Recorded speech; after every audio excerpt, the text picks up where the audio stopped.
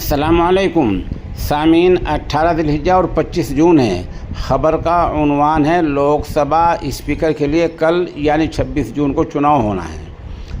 BJP हामी पार्टियों ने ओम बिरला को अपना उम्मीदवार बनाया है, जबकि कांग्रेस और उसके हामी पार्टियों ने यानी अपोजिशन ने सुरेश जी को अपना उम्मीदवार बनाया है। मामला क्या है कि देश में पहली बार लोकसभा के लिए चुनाव हो रहा है, क्योंकि इत्तिफाक राय नहीं हो सका है।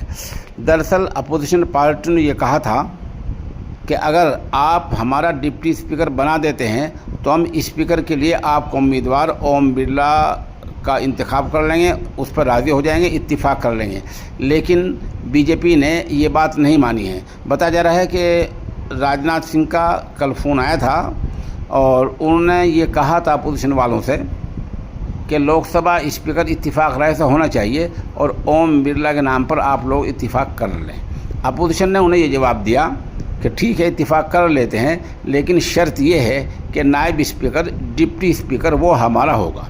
इस पर राजनाथ सिंह ने कहा कि सोचेंगे और कल खड़गे के पास फ़ोन आएगा। ये फ़ोन अब तक नहीं आया है, इसलिए आज अपोजिशन ने सुरेश जी को अपना उम्मीदवार बना लिया है और बीजेपी ने ओम बिरला को, और दोनों ने अपने नॉमिनेशन नामजदगी फार्म दाखिल कर दिया है। कल 26 जून को ये चुनाव तय माना जा रहा है। अलबत्ता कोई सूरत हाल बदल गई तो ये चुनाव भी रद्द हो सकते हैं।